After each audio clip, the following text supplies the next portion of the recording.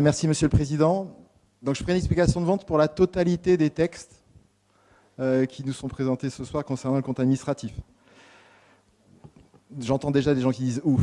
Le compte administratif 2022. Le compte administratif. Comme quoi on peut un peu rire. On est dans une assemblée très sérieuse, mais aussi de temps à autre, il faut savoir prendre ça au deuxième degré quand même. Bon, le compte administratif 2022 vient donc définitivement clôturer le travail réalisé pendant tout l'exercice écoulé. L'occasion pour moi, comme l'a fait Monsieur le Président, de saluer une fois encore les services de la ville pour la clarté des documents qui nous ont été présentés, ainsi que le travail de nos collègues Patrick Guillon et Anne-Christine Chimanti pour les explications et les efforts d'explication, y compris pour l'opposition.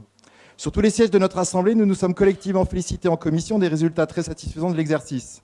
Force est de constater que la ville de Nouméa résiste bien à la période de crise économique et financière et d'incertitude institutionnelle que nous traversons. Une impression renforcée par les informations diffusées lors de la dernière commission et lors du congrès des maires et que notre collègue Joseph Boisnémois nous a donné en commission.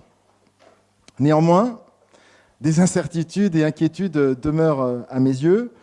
Donc le résultat de l'exercice, je l'ai déjà dit, tient très fortement, trop fortement à mes yeux sur des produits exceptionnels qui n'existeront plus demain. Ils représentent quand même 40% des recettes propres du budget principal. Et même, s'il est vrai que l'exercice aurait été bénéficiaire, même sans ces produits exceptionnels, que cela nous a été indiqué dans les débats. Certaines autres recettes posent question, et une en particulier à mes yeux. En effet, la hausse des recettes fiscales consécutives à la progression des centimes additionnels liés au marché immobilier sera éphémère. En effet, 2022 a connu un pic de transactions immobilières, tant en volume qu'en nombre, totalement hors norme. Et pourquoi un tel pic ? D'une part, du fait de l'instabilité institutionnelle qui pousse à vendre, mais surtout par anticipation de la forte hausse des taux de crédit qui sont passés de 2 à 4,5 entre 2022 et 2023. Pour vous donner un exemple très concret, si vous empruntez 80 millions aujourd'hui, votre bien, vous ne pourrez pas avoir une valeur supérieure à 65 millions. Et pour un emprunt de 40 millions, la valeur de votre bien sera environ de 32 millions de francs. Consécutivement, il y a moins d'investisseurs, voire plus. Et les départs réguliers de Nouvelle-Calédonie en réduisent encore le nombre tous les jours.